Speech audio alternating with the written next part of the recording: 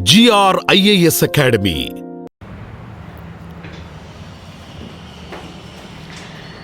"100 days, 100 themes, one goal, UPSC Prelims." Hello all, welcome back to the program Mission Surya Phase 3, a STEM revision program where we deal with current affairs regarding science and technology and environment in completely prelims perspective. So let's get started with our today's session. Okay. So today we are going to see about the groundwater crisis in India. However, where groundwater is highly used for drinking water in India, everyone know, right? So this groundwater is getting contaminated. Okay, let's see about the groundwater now. Yesterday we have seen few topics regarding the pollution, right? The pollutants, the primary pollutants and the secondary pollutants. Now we are going to see groundwater contamination, a silent crisis. Obviously the groundwater is getting contaminated because in India the highly used thing for drinking water is the groundwater.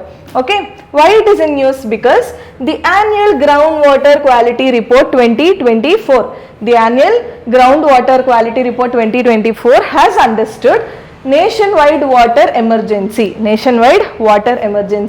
nothing that nearly 20% of the groundwater samples across 440 plus districts breach permissible safety thresholds, out of which 440 plus districts, 10-20% of the groundwater samples are being contaminated. Okay.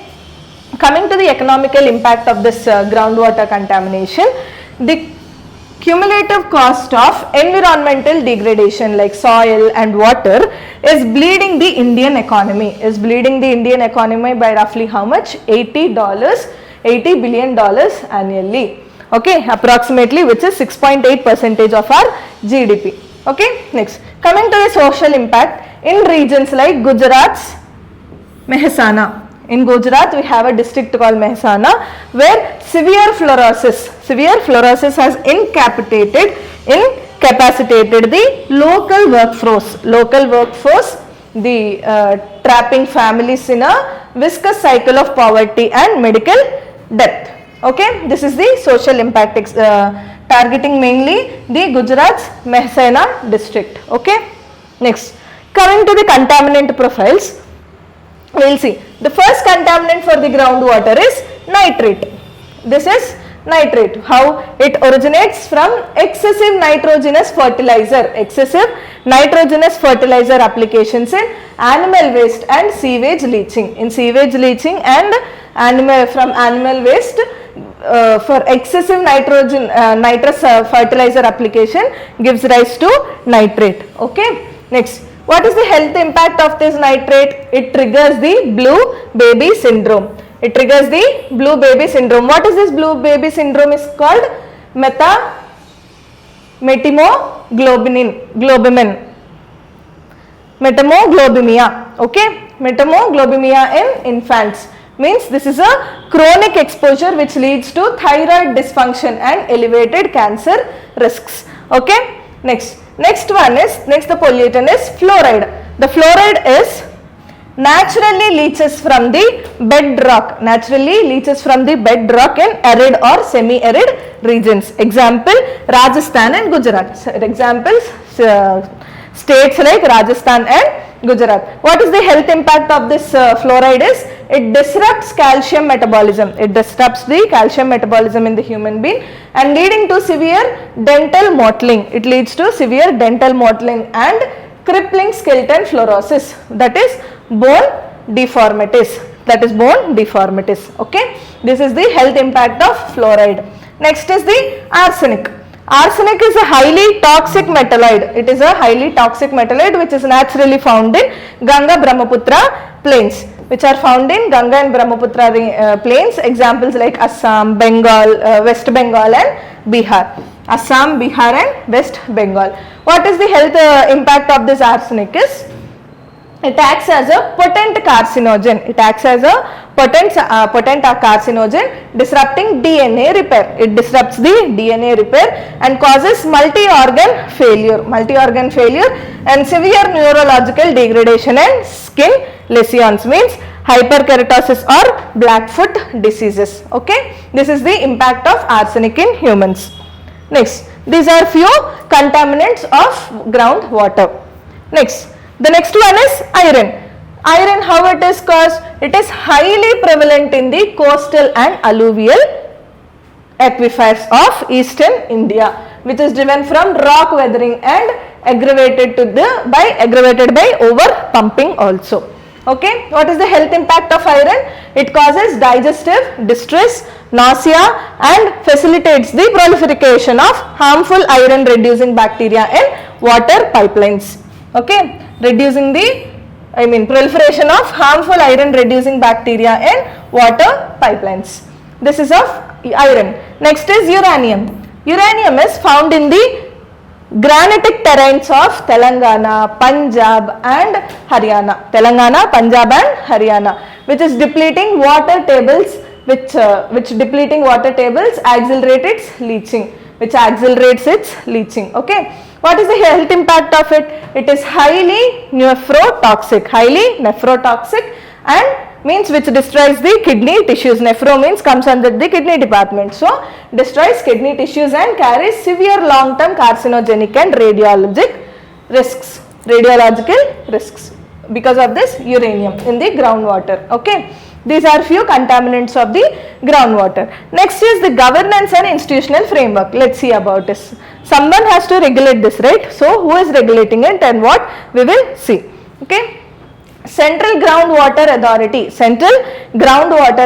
which is constituted under the Environment Protection Act 1986. It is the nodal agency for regulating and controlling the groundwater extraction. Okay. Next is the Central Groundwater Board, which acts as the apex scientific body for monitoring, accessing and mapping the nation's groundwater resources.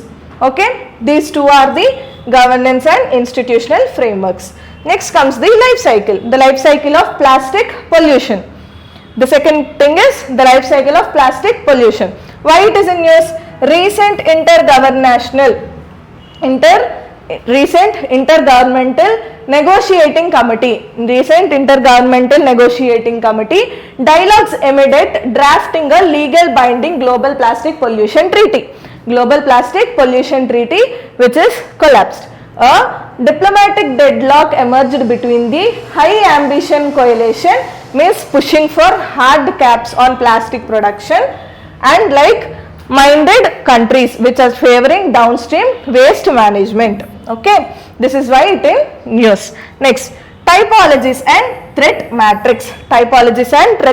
Like microplastic, which is greater than 2.5 centimeters. Microplastics which are greater than 2.5 centimeters, which includes consumer debris, ghost finishing nets and packaging, which accounts for 40% of plastic use. Okay, they possess physical entanglement threats to marine fauna and acts as the parent material for micropollutants. These microplastics are the parent material for micropollutants. Okay, especially in the marine sector. Next is microplastics. Microplastics are which are less than 5 mm. Okay. Now, what are the primary microplastics? The primary microplastics are intentionally manufactured. They are intentionally manufactured at microscopic sizes. Example, the industrial resin pellets, cosmetic microbeads which we use in our scrubs and all, right? Those are the microplastics. Next is the secondary one. Byproducts of macroplastics degradation and synthetic textile shedding, which leads to secondary microplastics. What is the impact of these? The impact is they act as a Trojan horses. By bioaccumulating in food webs and leaching endocrine disrupting chemicals like bisphenols and phtalates, which are causing reproductive and metabolic disorders in the human beings. Okay. Now, we have seen macroplastics, we have seen microplastics. Now, let us see nanoplastics. What are these nanoplastics? Nanoplastics are less than 1 microns. Less than 1 microns or 100 mms.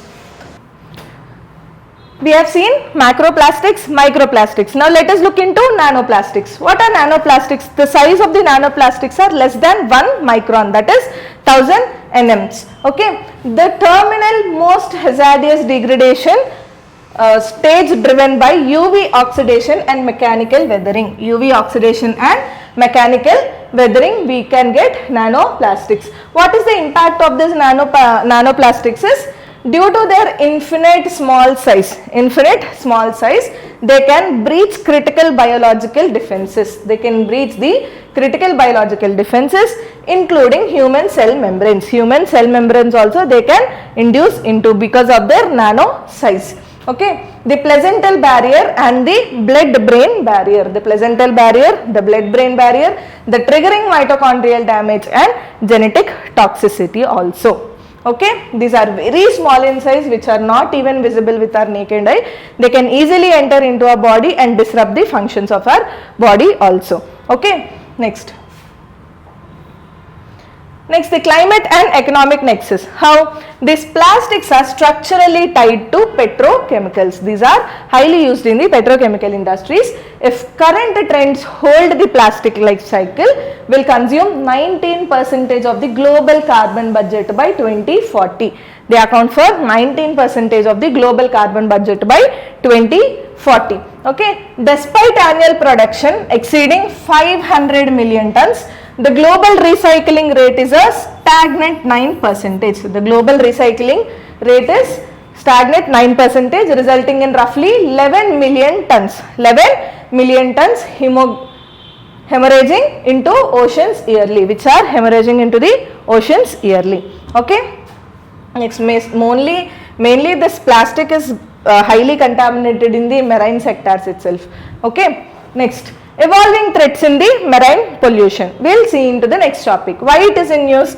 A recent ecological study identified global ocean darkening. Global ocean darkening means revealing that pollution and climate shifts has darkened, due to pollution and the climate shifts has darkened 21% of global surface waters over the last 20 years. Okay, over the last 20 years, which is severely crippling photosynthetic productivity, and simultaneously a maritime emergency off the Kerala coast involving a capsized ship carrying calcium carbide. A capsized ship carrying calcium carbide underscored the vulnerability of coastal ecosystem to chemical spills. Okay. Now, this is why it is in news, the marine pollution. What is the key marine phenomena of it is eutrophication and hypoxic dead zones. Eutrophication and hypoxic dead zones. We will see the mechanism of it. Nutrient loadings from sewage and agricultures. The nutrients loading from the sewage and the agricultural runoffs, which cause explosive reproduction of phytoplanktons. Basically, right, all the waste are being sent into the runoff into the oceans itself only, right? Due to this, what is happening? The reproduction of phytoplanktons are happening. What are these phytoplanktons? These are the harmful algal blooms. Okay, harmful algal blooms. What is the impact of these phytoplanktons? When these massive blooms die, bacterial decomposition strips the water of dissolved oxygen, and suffocating surrounding marine life. It obviously suffocates the marine life which is present and creating devastating dead zones. In that zone, when a fish enter into that zone, it automatically dies due to this, all the chemicals which are released in that area, and the phytoplanktons, when they die, they releases a lot of chemicals, okay, which gives the water dissolved oxygen also. Okay, next is the toxic sea foam. Toxic sea foam. See the mechanism. Decaying organic matter like planktons, phytoplanktons, mite fishes, and any other organisms which releases natural surfactants like fats or proteins. Okay. Now the wave agitation whips this into stable thick foam. Because of this release of natural surfactants like fats and proteins, which lead to a foam like foam like substance near the areas where these fishes and these phytoplanktons are dead. Okay, what is this impact? While sea foam can be natural, in polluted waters it acts as a sponge. In polluted waters it acts as a sponge, which is concentrating industrial toxins and HAB poisons. Industrial toxins and HAB, harmful algal blooms, poisons, and dumping them onto coastal shores. And they are dumping down onto the coastal shores. This is also one of the harmful thing. Okay, next is the chemical spills. How these chemical spills are happening, which is highly reactive payloads. These are highly reactive payloads where are catastrophic. Okay, for instance, calcium carbide. This calcium carbides react violently with seawater. Calcium carbide generally reacts violently with the seawater to generate highly flammable acetyl gas. Acetylene gas. Basically, this acetylene gas is being produced when this calcium carbide, when reacts with the seawater, it produces acetylene gas, which is very harmful. Okay, which is the poisoning benthics, the ocean floor, food webs, and destroying commercial fisheries. It is destroying the commercial fisheries also. Okay, this is one of the major impact of chemical spills in the marine. Next, our next concept is next gen pollution remediation technologies. Next generation pollution remediation technologies. In that, the first one is bioremediation. Bioremediation is restoring life via biology. Like an eco-friendly, highly scalable alternative. An eco-friendly, highly scalable alternative to expensive conventional cleanups. It utilizes living organisms like fungi, bacteria, plants, etc. to metabolize pollutants. To metabolize the pollutants like heavy metals, oils, and etc. into benzene by products like carbon dioxide, water, and organic acids. Okay. This is what you call bioremediation. What is the techniques of it? It can be done in situ as well as ex situ conditions. In situ is treating the contamination on site without excavation. And ex situ is removing soil or water to a specialized treatment facility, taking outside. Okay, in situ means treating contamination on site without the excavation, but ex situ is it has to be taken to a the soil or water to be a specialized treatment facility. Okay, next, coming to the modern innovations, the first one is PET eating bacteria. PET eating bacteria. It is discovered by Ideonella sequensis, a microbe capable of actively digesting PET plastics, which is actively degrading the PET plastics. Okay. Next is the hydrocarbon remediations. Hydrocarbon remediations is the Energy and Resource Institute, which developed indigenous bacterial concentrata. Okay. Indigenous bacterial consortia like oil zapper and oilivorous S. Oil zapper and oilivorous S to aggressively degrade the terrestrial and marine oil spills. These two have been developed by the Energy and Resource Institute. Okay, mainly to degrade the terrestrial and marine oil spills. Next, the next one is advanced nanotechnology interventions. In this, we can see few inventions like M-hexene chitosan aerogel. M-hexene chitosan aerogel. What is this composition? Let's see. It is an ultralight 3D aerogel. It is an ultralight 3D aerogel which is developed by Indian scientists. Fusing titanium carbide, which is fusing the titanium carbide with chitosan, a bipolymer derived from crustacean or shrimps. Crustaceans means we call this prawns, shrimps, and all the crustaceans. Okay, from this. Okay. Next is the mechanism. When coming to the mechanism, they are manufactured via freeze casting technology. Okay, freeze casting technology, it serves as a dual purpose, like efficiently filtering out toxic anionic azodyes from industrial effluents, while its sharp M-hexene micro edges and antimicrobial chitosan slice through harmful bacteria like E. coli.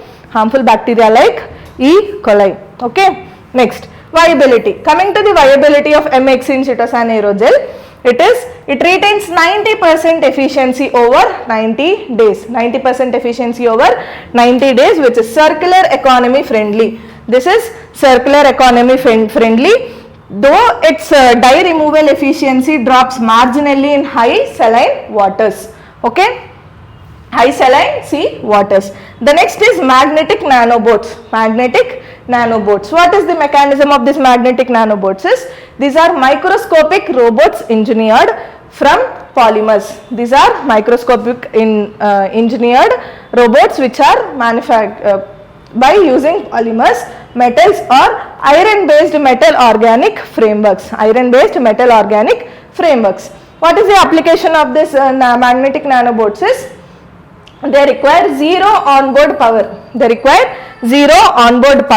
Which instead they are steered through contaminated waters. They are steered to the contaminated waters using external magnetic fields, where they utilize electrostatic attraction to sweep up chemical pollutants and microplastics in the water or the river, lake or anything. Okay. So these are the topics for today. We have seen air pollution, and we have connected with the environmental factors and few committees and all. And today we have seen few in Hindi newspaper, they have given few statements also, and we have derived all those nanoplastics and what are few technologies which has come up for cleaning this marine waters and all. So plastic pollution also we have seen. So I hope everyone liked this video. To have a detailed note on it, please visit our website and download the content from there, and link is provided in the description below. Do like and subscribe our YouTube channel, and do follow our Instagram and Telegram ID also, so for your UPSC preparation. And I'll see you all tomorrow with another content of science and technology and environment. Thank you.